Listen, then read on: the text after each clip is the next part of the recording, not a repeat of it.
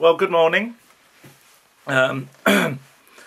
This video perhaps is going to be a bit different because according to my YouTube page, I can now upload videos as long as I like.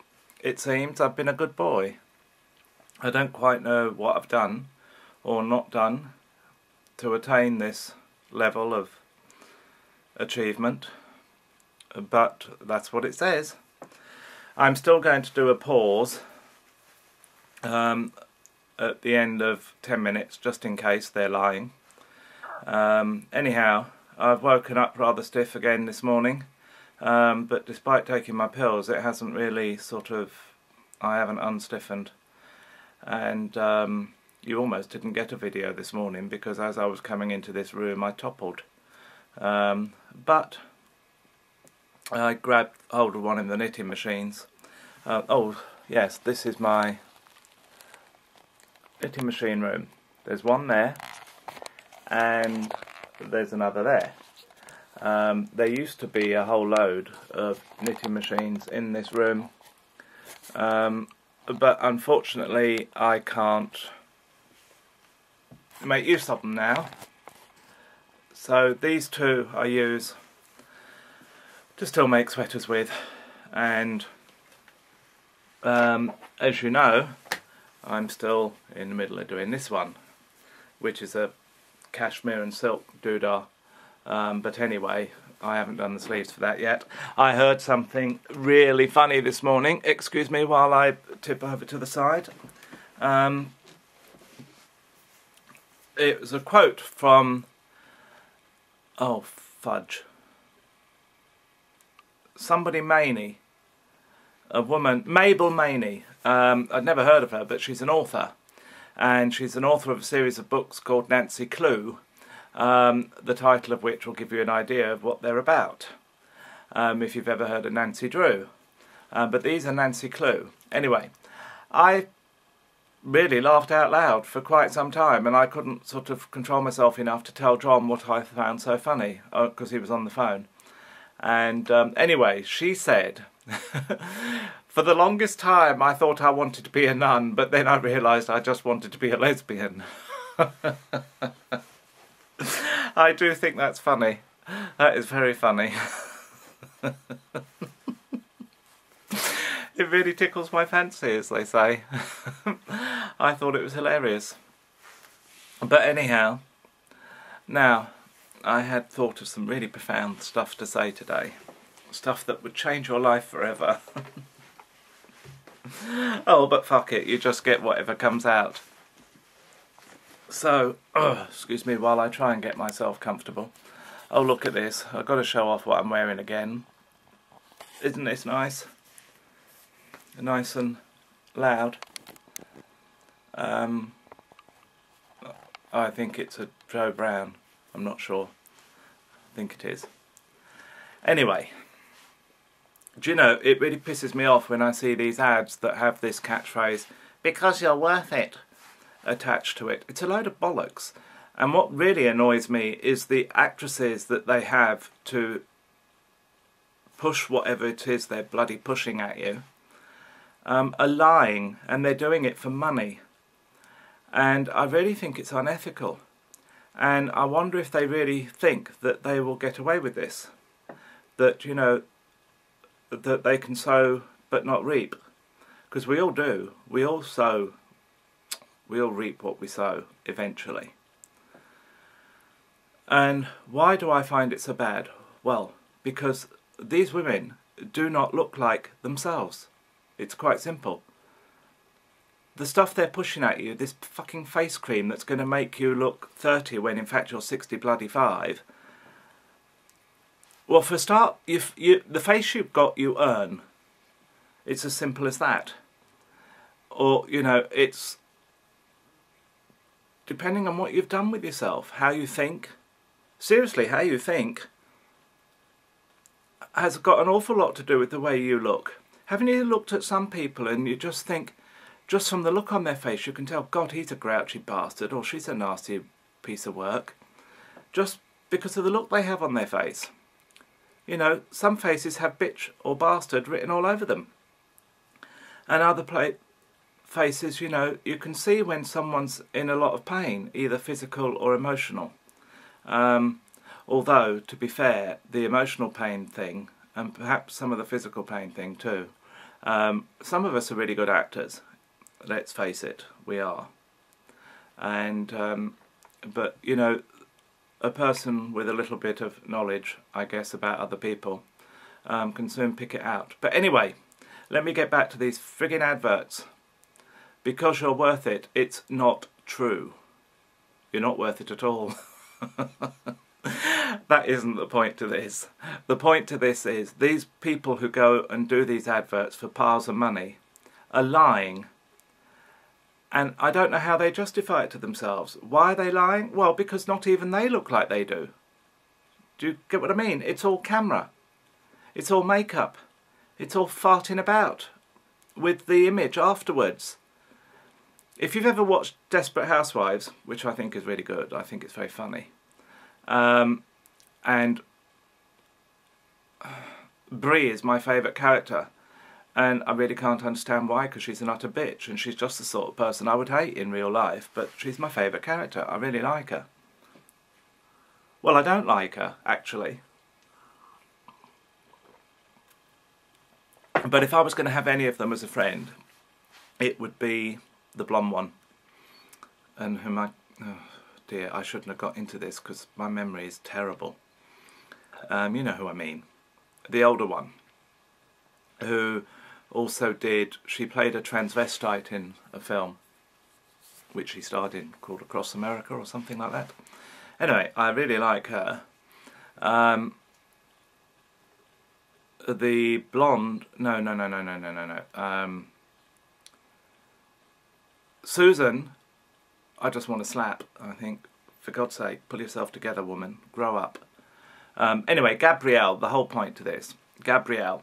If you've ever seen Desperate Housewives, there was a period of time where, for some reason, she was playing her part without her hair done and without any makeup.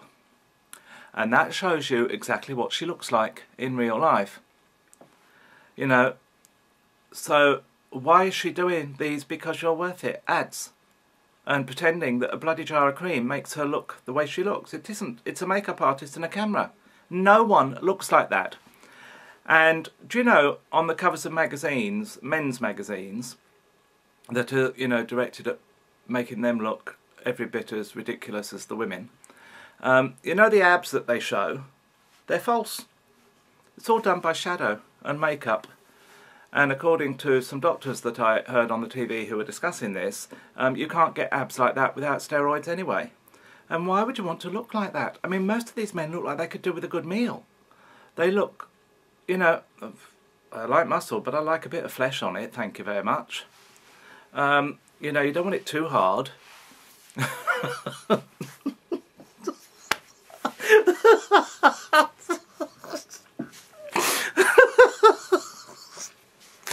Oh dear.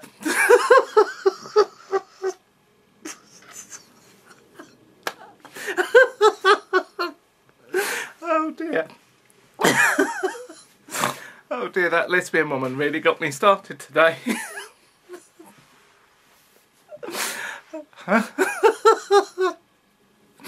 Now, control yourself. Oh dear. And I haven't even taken any morphine this morning. I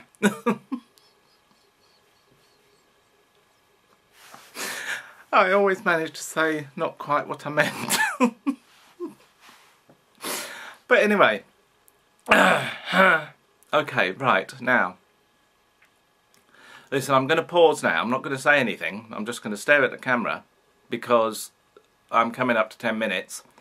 And I need a pause that I can edit if I need to. If it's lying about how much I can upload.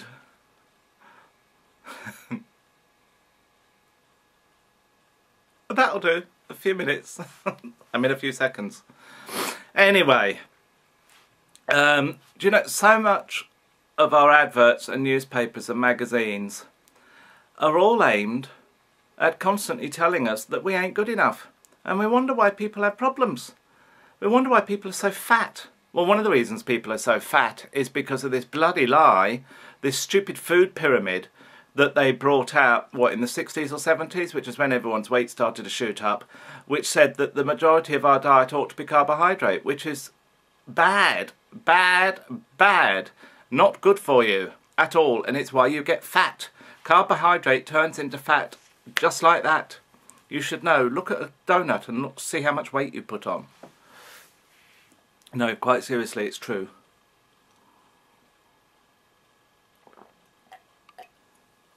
I used to be 100 pounds fatter than I am now, and it's all I did was give up eating carbohydrate mainly, and not all, and all this crap about the Atkins diet being a no carbohydrate diet. No, it's not. It's a low carbohydrate diet. Look at my lips. Low. It's different to no. Oh dear. Well, that didn't work very well because I just realised my mouth looks exactly the same. Whether I said no or low. Oh dear. Well, look at my tongue. No doesn't involve my tongue. Low does. Oh dear, I'm sorry. I seem to be in a bit of a strange mood this morning. It's reading that quote. I just can't get over that quote. I always thought I wanted to be a nun until I realised I just wanted to be a lesbian. I mean, I don't really like the images it brings to mind, but still, Julie Andrews. I could never imagine that woman having sex anyway. Could you? And she was married, Julie Andrews. She shouldn't be. And, you know, she was supposed to be sort of pure and virginal all her life. You know, there are some people you just can't imagine. But anyway, you know, and like on the front cover of one of the magazines that you have available to buy, you know, this real intellectual stuff, it's going on about the Duchess of Cambridge, Prince William's wife, Kate, saying she's too thin, you've got to stop that diet. They're doing to her exactly what they did to William's mother.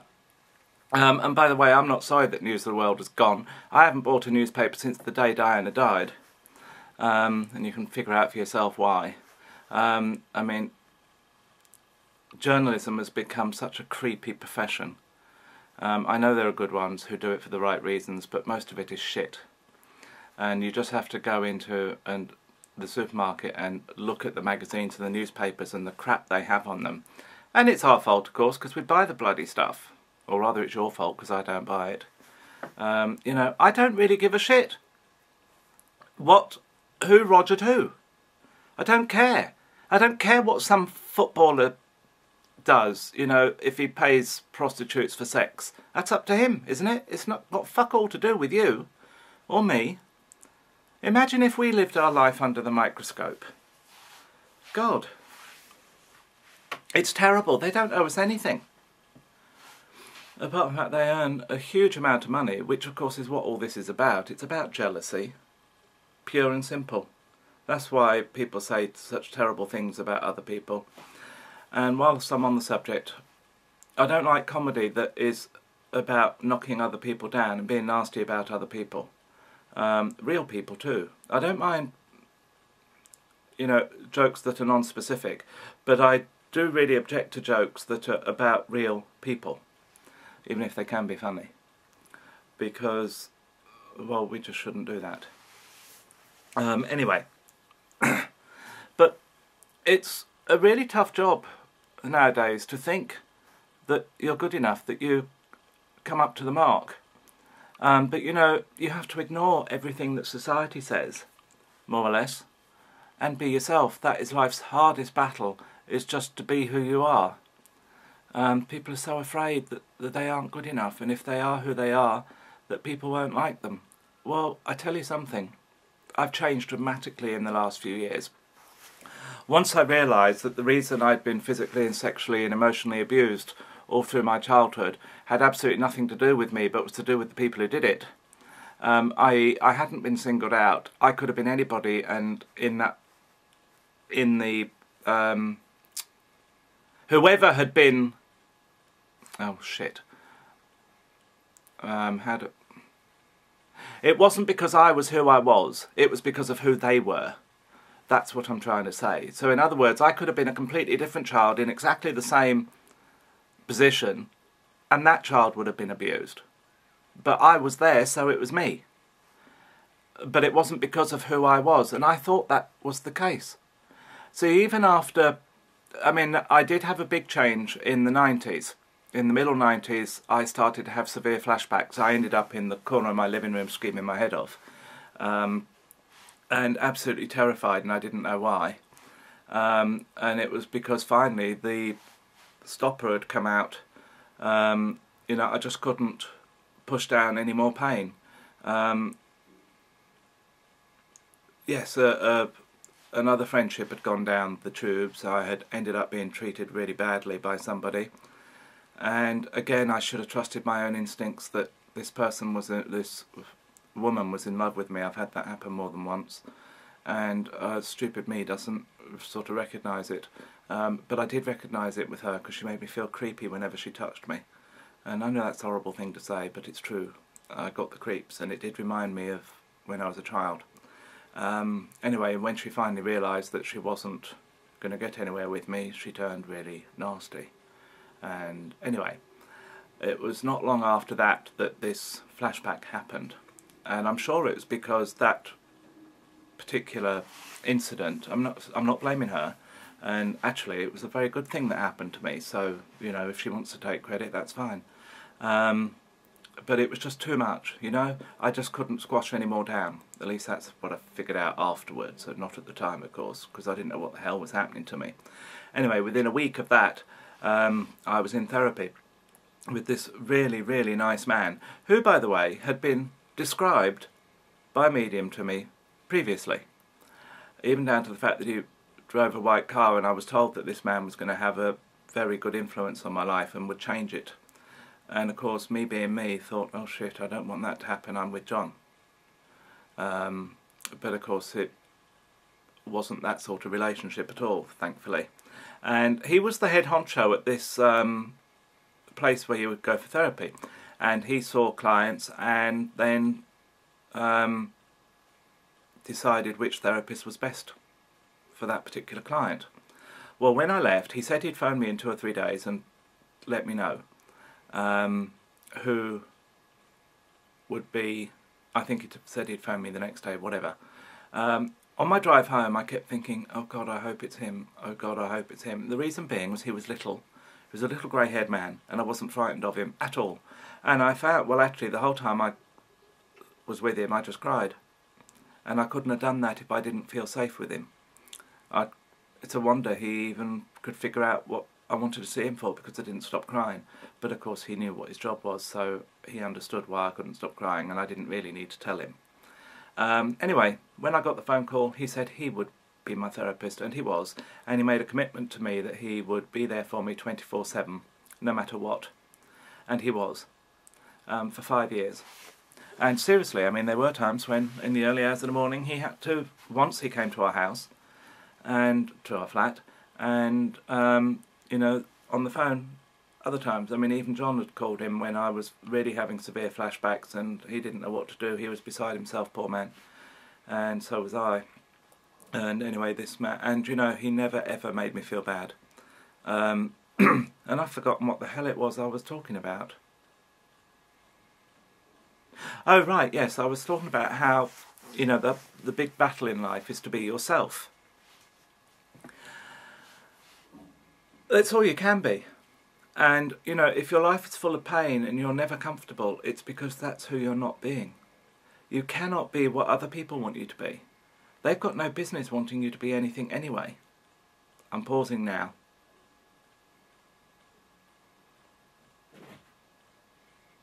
I read the other day of I heard the other day, and this was given as a really sort of a good thing.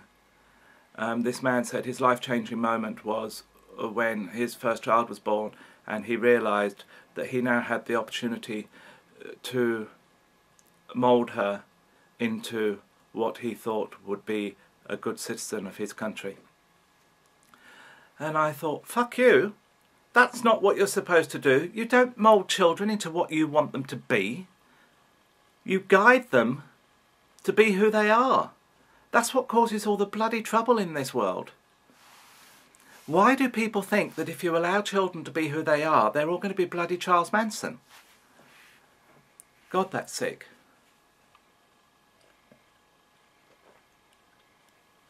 If you're going to have a baby, you get what you're given. How dare you think that you want a particular sort of baby? You know, who becomes a particular sort of person. Bollocks to that. You'll destroy your child and make it very difficult for them. Anyway, I did finally come to the realisation, like I said, that it had absolutely nothing to do with me at all. And when that happened, I really changed. Oh, I first said that I started to change in the 90s. Yes, I did. And, I mean, it was really the most horrendous time. I mean, from June 94 until late 95, I just more or less cried non-stop and was manic. I just was manic. I lost a great deal of weight. I didn't sleep much, and I was sort of going here, there and everywhere, and spontaneously bursting into tears all the time, which was a bit difficult. But anyway, then at the end of 95 I went into a deep depression because I was exhausted, and that was just generally how my moods used to be. Anyway, I used to have long periods of mania and shorter periods of mania, and then longer periods of depression. I don't have either of those two things now. And anyway, what I started to do was feel much better about myself, and it was good to have confirmation that indeed I did not deserve what had happened to me. But deep down I still thought that it was because of who I was. And it's easy to see why I thought that. I mean, it was very clear to me that I wasn't boy enough for my father. And I knew that at an extremely young age. I knew that, you know, by the time I was 6, something like that. But I didn't understand. I knew I was different, but I didn't understand what it was he hated about me. You know, and it was basically because in his eyes I was a sissy, too soft. You know, I wasn't a particularly camp child or anything like that. I was a boy, but I was soft. In fact, I was basically who I am now, and he hated it. You know, I didn't bully other people, didn't tease other people. And I was a good child, and, you know, was good-natured and unselfish, and he hated it because I was soft, because I didn't fight with other boys, and I was easily bullied and easily hit, and he was ashamed of me. And it was obvious. I'll never forget the look of disgust and shame he used to have on his face. But he was a twat. I mean, what sort of man was he? He wasn't even a grown-up. But anyway. And it's very hard not to think it's you. But it wasn't me. He would have found fault no matter who I was. My parents were the most critical, judgmental people I've ever met. They were snobs, and they were terrible about other people. The things they used to say, and they were so harsh. And you know, I found that to be the case, that the people who are the most critical and most judgmental about other people are the ones who behave appallingly themselves. I mean, how can my father call himself a man when he used to try and throttle me when I was 9 years old, 10 years old? You know, he knocked me out. I mean, he really used to go absolutely apeshit. And because I wasn't good enough? Well, fuck you. But, you know, it's their loss, and it really is their loss. I don't just say that for a fact, I really mean it. And I feel sad for him. And I never have felt hatred. I've never quite understood hatred. Anger I understand. But hatred I don't. Hatred means you want something really bad to happen to somebody, and I've never wanted that. All I ever wanted was to be left alone, really, or to be understood and to be loved and accepted. And, well, I had to give that idea up. And by the way, hope is not always a good thing. In fact, hope can be very destructive, because until I gave up the hope that I was going to be loved and accepted by my family, I couldn't get well. You know, I couldn't become who I've become, whilst I still had that hope. And the loss of that hope was dreadful. It was just dreadful. I can't tell you how painful it was. But I needed to go through it. I needed to give up hope. So, you know, all this is to do with what I was saying before about the magazines and our TV and the newspapers and all the stuff we read in that, you know, constantly tells us this is the in thing, this is how you should be. Do you know what I can't understand is why these fucking Nana Muscuri glasses have all come back in fashion. The 60s thing, you know, with the big horn rim glasses, the dark black things that people are wearing that hide their face. Hate them. Absolutely hate them. I never thought that they'd come back in fashion. Why do people think that it looks attractive or sexy? It doesn't. It looks horrible. Bloody fashion freaks. It's ridiculous. And this awful, stupid 60s hair that started off by one of the Oasis men, you know, with all the hair combed forward, and it doesn't look good. It makes you look like a twat. But, oh dear. Anyway, well, maybe that's going to be it for today. But, really, the only person you have to worry about when you look in the mirror is the person that looks back at you. It's that person that you have to come to terms with. Oh, I've just remembered what it was I was going to say. It was about being liked or not liked. And you know, since I've become myself, and I am who I am, and if you don't like it, well, bugger off, I find I'm liked and disliked by the same amount of people as I always was. Makes no bloody difference. It really doesn't. I just don't put up with certain sorts of people in my life anymore. And, you know, I used to have friends that basically were just critical of me. People that I never felt really, truly comfortable with, and who their job thought, they thought it, you know, basically they just made me feel crap. Well, not anymore. And I don't put up with people who want to drain me either. And I don't put up with people who don't understand that I'm ill. Because that's totally ridiculous. You know, people who get the hump because, no, I can't go and spend the day with you today, and, oh, it's lovely of you to visit, but, you know, you've been here an hour, it's time you pissed off. You know, my friends understand that. It takes a lot out of me. And my friends accept me as I am.